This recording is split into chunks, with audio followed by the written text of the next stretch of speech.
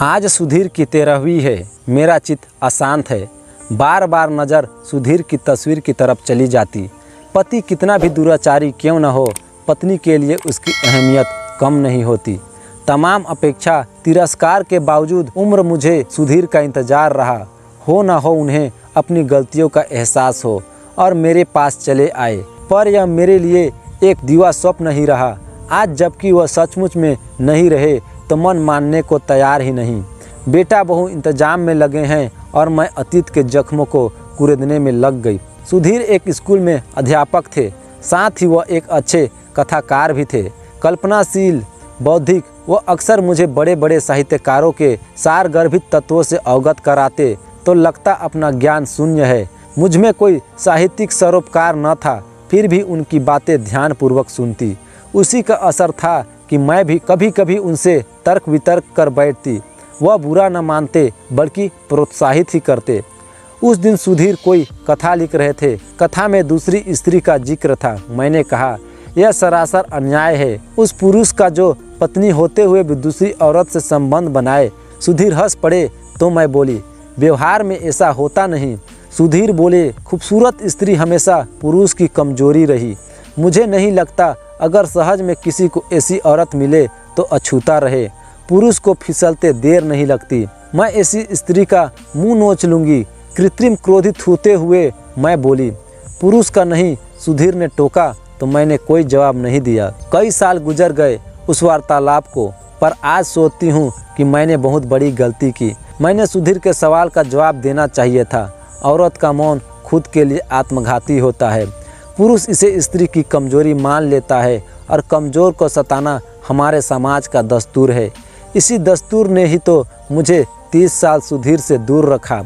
सुधीर पर मैंने आंखें मूंद कर भरोसा किया। 2 बच्चों के पिता सुधीर ने जब इंटर की छात्रा नम्रता को घर पर ट्यूशन देना शुरू किया तो मुझे कल्पना में भी भान नहीं था कि दोनों के बीच प्रेमाकुर पनप रहे हैं। मैं भी कितनी मूर्ख थी कि बगल के कमरे में अपने छोटे छोटे बच्चों के साथ लेटी रहती, पर एक बार भी नहीं देखती कि अंदर क्या हो रहा है। कभी गलत विचार मन में पनपते ही नहीं। पता तब चला जब नम्रता गर्भवती हो गई और एक दिन सुधीर अपनी नौकरी छोड़कर रांची चले गए। मेरे सिर पर तब दुखों का पहाड़ टूट पड़ा। 2 बच्चों को लेकर मेरा भविष्य अंधकारमय हो गया। कहाँ जाऊँ, कैसे कटेगी ज़िंदगी, बच्चों की परवरिश कैसी होगी। लोग तरह तरह के सवाल करेंगे तो उनका जवाब क्या दूंगी। कहेंगे कि इसका पति लड़की लेकर भाग गया। पुरुष पर जल्दी कोई दोष नहीं मरता, उन्हें मुझ में ही खोट नजर आएंगे। कहेंगे, कैसे औरत है जो अपने पति को संभाल न सकी। अब मैं उन्हें कैसे समझाऊं कि मैंने स्त्री धर्म का पालन किया।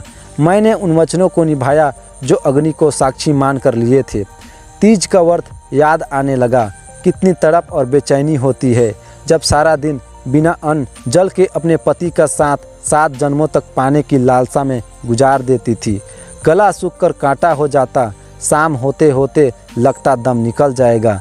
सुधीर करते, यह सब करने की क्या ज़रूरत है, मैं तो हमेशा तुम्हारे साथ हूँ। पर वह क्या जाने इस तड़प में भी कितना सुख होता है। उसका यह सिला दिया सुधीर ने। बनारस रहना मेरे लिए असहाय हो गया। लोगों की सशंकित नज़रों ने जीना मुहाल कर दिया। असुरक्षा की भावना के चलते रात में नींद नहीं आती। दोनों बच्चे पापा को पूछते। इसी बीच भैया आ गए। उन्हें मैंने ही सूचित किया था। आते ही हम दोनों को खरी खोटी सुनाने लगे। मुझे जहां लापरवाह कहा वहीं सुधीर को लंपट। मैं लाख कहूं कि मैंने उन पर भरोसा किया। अब कोई विश्वासघात पर उतारू हो जाए तो क्या किया जा सकता है। क्या मैं उठ कर उनके कमरे में झांकती कि क्या कर रहे हैं। क्या यह उचित होता। उन्होंने मेरे पीठ में छुरा भोंका। यह उनका चरित्र था, पर मेरा नहीं जो उन पर निगरानी करूं। तो भुगतो। भैया गुस्साए। भैया ने भी मुझे नहीं समझा। उन्हें लगा मैंने गैर जिम्मेदारी का परिचय दिया। पति को ऐसे छोड़ देना मूर्ख स्त्री का काम है। मैं रोने लगी। भैया का दिल पसीज गया। जब उनका गुस्सा शांत हुआ तो उन्होंने रांची चलने के लिए कहा। देखता हूँ कहाँ जाता है, भैया बोले। हम रांची आए। यहाँ शहर में मेरे एक चचेरे भाई रहते थे। मैं वहीं रहने लगी। उन्हें मुझसे सहानुभूति थी। भरसक उन्होंने मेरी मदद की। अंततः एक दिन सुधीर का पता चल गया। उन्होंने नम्रता से विवाह कर लिया था। सहसा मुझे विश्वास नहीं हुआ। सुधीर इतने नीचे तक गिर सकते हैं? सारी बौद्धिकता, कल्पनाशीलता, बड़ी बड़ी इल्म की बातें सब खोखली साबित हुई। स्त्री का सौंदर्य मतिभ्रष्टा होता है, यह मैंने सुधीर से जाना। उस रोज़ भैया भी मेरे साथ जाना चाहते थे, पर मैंने मना कर दिया। बिला वजह बहसा बहसी हाथापाई का रूप ले सकता है। घर पर नम्रता मिली, देखकर मेरा खून खौल गया। मैं बिना इजाज़त घर में घुस गई। उसमें आंख मिलाने की हिम्मत न थी, वह नज़रें चुराने लगी। मैं बरस पड़ी। मेरा घर उजाड़ते हुए तुम्हें शर्म नहीं आई? उसकी निगाहें झुकी हुई थी। क्यों चुप हो? तुमने तो सारी हदें तोड़ दी, रिश्तों का भी ख्याल नहीं रहा। यह आप मुझसे क्यों पूछ रही हैं? उन्होंने मुझे बरगलाया। आज मैं न इधर की न रही न उधर की। उसकी आंखें भर आई। एकाएक मेरा हृदय प्रवर्तित हो गया। मैं विचार करने लगी, इसमें नम्रता का क्या दोष? जब 2 बच्चों का पिता अपनी मर्यादा भूल गया तो अब बेचारी तो अभी नादान है। गुरु मार्गदर्शक होता है, अच्छे बुरे का ज्ञान कराता है, पर यहाँ गुरु ही शिष्य का शोषण करने पर तुला है। सुधीर से मुझे घिन आने लगी, खुद पर शर्म भी। कितना फर्क था दोनों की उम्र में। सुधीर को इसका कोई ख्याल ही नहीं आया। इस कदर कामोन्नत हो गया था कि लाज, शर्म और मान सम्मान सबको लात मार कर भाग गया। कायर बुजदिल, मैंने मन ही मन उसे लताड़ा। तुम्हारी उम्र ही क्या है? कुछ सोचकर मैं बोली, बेहतर होगा तुम अपने घर चली जाओ और नए सिरे से ज़िंदगी शुरू करो। अब संभव नहीं। क्यों? मुझे आश्चर्य हुआ। मैं उनके बच्चे की माँ बनने वाली हूँ। तो क्या हुआ? गर्भ गिराया भी तो जा सकता है। सोचो, तुम्हें सुधीर से मिलेगा क्या? उम्र का इतना बड़ा फासला, उस पर रखेल की संज्ञा। मुझे सब मंजूर है, क्योंकि मैं उनसे प्यार करती हूँ। यह सुनकर मैं तिलतिला कर रह गई, पर संयत रही। अभी अभी तुमने कहा कि सुधीर ने तुम्हें बरगलाया है, फिर भी अब प्यार मोहब्बत की बात कहाँ से आ गई? जिसे तुम प्यार कहती हो वह महज शारीरिक आकर्षण है। एक दिन सुधीर का मन तुमसे भी भर जाएगा तो किसी और को ले आएगा। अरे, जिसे 2 अबोध बच्चों का ख्याल नहीं आया, वह भला तुम्हारा क्या होगा? मैंने नम्रता को भरसक समझाने का प्रयास किया। तभी सुधीर आ गया। मुझे देख कर सकपकाया, बोला, तुम यहाँ? हाँ, मैं यहाँ। तुम जहन्नुम में भी होते तो खोज लेती, इतनी आसानी से नहीं छोड़ूंगी। मैंने तुम्हें अपने से अलग ही कब किया था? सुधीर ने ठिठाई की। बेशर्मी कोई तुमसे सीखे, मैं बोली। इन सब के लिए तुम जिम्मेदार हो। मैं चीख पड़ी। मैंने कहा था इसे लाने के लिए। नम्रता की तरफ इशारा करते हुए बोली, मेरे प्रति तुम्हारी बेरुखी का नतीजा है। 24 घंटे क्या सारी औरतें अपनी मर्दों की आरती उतारती रहती है? साफ साफ क्यों नहीं कहते कि तुम्हारा मन मुझसे भर गया? जो समझो, पर मेरे लिए तुम अब भी वैसे ही हो। पत्नी? हाँ, तो यह कौन है पत्नी? पत्नी नहीं, रखेल। जबान को लगाम दो। सुधीर तनिक ऊंचे स्वर में बोले। यह सब उनका नम्रता के लिए नाटक था। मुझे नहीं मालूम था कि तुम इतने बड़े पाखंडी हो। तुम्हारी सोच, बौद्धिकता सिर्फ दिखावा है। असल में तुम नाली के कीड़े हो। मैं उठने लगी। याद रखना, तुमने मेरे विश्वास को तोड़ा है। एक पवित्रता स्त्री की आस्था खंडित की है। मेरी बद्दुआ हमेशा तुम्हारे साथ रहेगी। तुम इसके साथ कभी खुशी नहीं रहोगे। भर्राए गले से कहते हुए मैंने फिर पीछे मुड़कर नहीं देखा। भरे कदमों से घर आई। इसी बीच मैंने परिस्थितियों से मुकाबला करने का मन बना लिया था।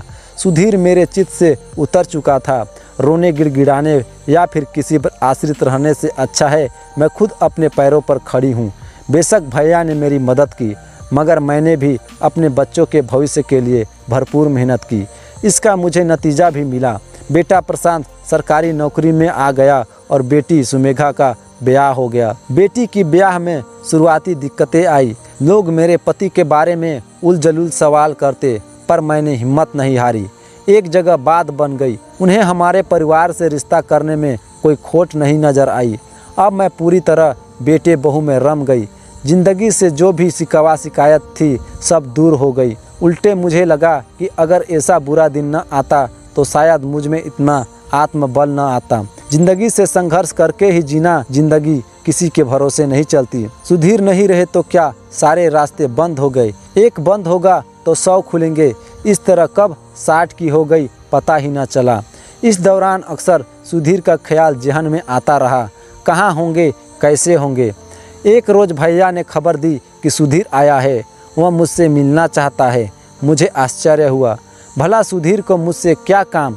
मैंने ज़्यादा सोच विचार करना मुनासिब नहीं समझा। वर्षों बाद सुधीर का आगमन मुझे भाव विभोर कर गया। अब मेरे दिल में सुधीर के लिए कोई रंज न था। मैं जल्दी जल्दी तैयार हुई।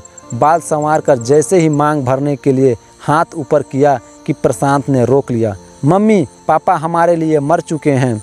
नहीं, मैं चिल्लाई। नहीं, मैं चिल्लाई। वो आज भी मेरे लिए जिंदा है। वह जब तक जीवित रहेंगे मैं सिंदूर लगाना नहीं छोड़ूंगी। तू कौन होता है मुझे यह सब समझाने वाला? मम्मी उन्होंने क्या दिया है हमें? आपको एक जिल्लत भरी ज़िंदगी, दर दर की ठोकरी खाई है हमने, तब कहीं जाकर यह मुकाम पाया है। उन्होंने तो कभी झांकना भी मुनासिब नहीं समझा। तुम्हारा न सही हमारा तो ख्याल किया होता। कोई अपने बच्चों कैसे दुत्कारता है? प्रशांत भावुक हो उठा। वह तेरे पिता हैं सिर्फ नाम के। हमारे संस्कारों की जड़ें अभी इतनी कमज़ोर नहीं है बेटा कि माँ बाप को माँ बाप का दर्जा लेखा जोखा करके दिया जाए। उन्होंने तुझे अपनी बाहों में खिलाया है। तुझे कहानी सुलाकर वही सुलाते थे। इसे तू भूल गया होगा पर मैं नहीं। कितनी ही रात तेरी बीमारी के चलते वह सोए नहीं। आज तू कहता है कि वह सिर्फ नाम के पिता हैं। मैं कहती रही अगर तुझे उन्हें पिता नहीं मानना है तो मत मान, पर मैं उन्हें अपने पति आज भी मानती हूँ।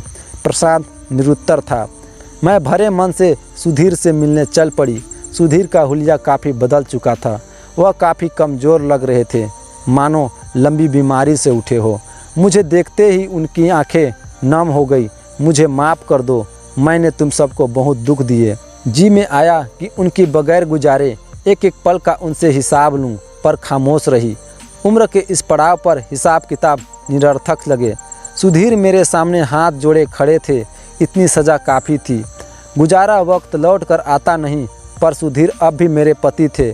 मैं अपने पति को और जलील नहीं देख सकती। बातों बातों में भैया ने बताया कि सुधीर के दोनों गुर्दे खराब हो गए हैं। सुनकर मेरे कानों को विश्वास नहीं हुआ। मैं विस्फाटित नेत्रों से भैया को देखने लगी। वर्षों बाद सुधीर आए भी तो इस स्थिति में।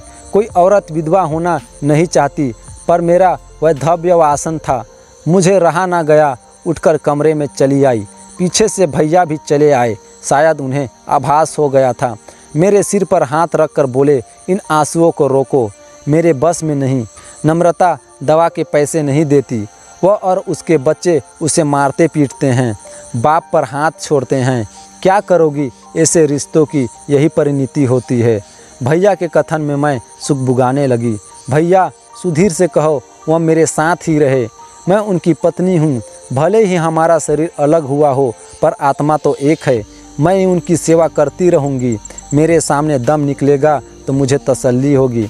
भैया कुछ सोच विचार कर बोले, प्रशांत तैयार होगा? वह कौन होता है हम पति पत्नी के बीच में एतराज़ जताने वाला? ठीक है, मैं बात करता हूँ। सुधीर ने साफ मना कर दिया।